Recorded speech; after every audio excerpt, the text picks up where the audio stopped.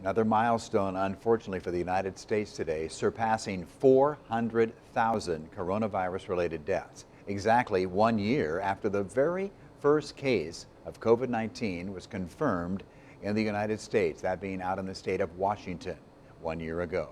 The incoming Biden administration today made this Tuesday a national day of remembrance for COVID-19 victims. With that in mind, let's go live right now to KWWO Iowa City Air reporter Travis Breeze, talking with a few Iowans today who certainly are remembering their loved ones. Ron, more than 4,300 Iowans have now lost their lives to COVID-19, and as the list continues to grow, people say it's more common to run into someone who's been personally affected by the virus. Every name on this list is a story and a memory. Her name was Margaret Lee. I called her Aunt Lil. A year ago today, very few Iowans thought they would lose a loved one to COVID-19. When we first heard about it, we thought it would stay contained and it'd just be something that we'd hear about. It hit for Heidi Barkoff in November when she lost her Aunt Lillian.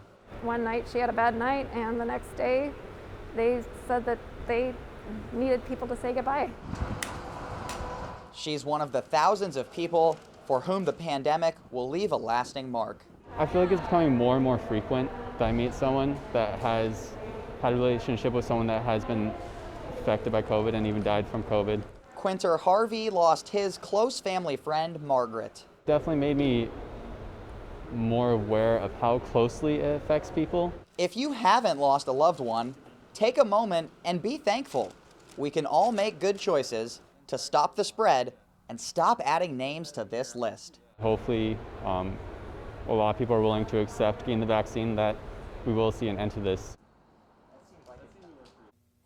The city staff in Coralville had to pick up some of those luminaries a bit early because they got affected by the winter weather, but people I spoke with say it was still very important to them to reflect on this day of remembrance. Live in Iowa City, Travis Breeze, News 7, KWWL.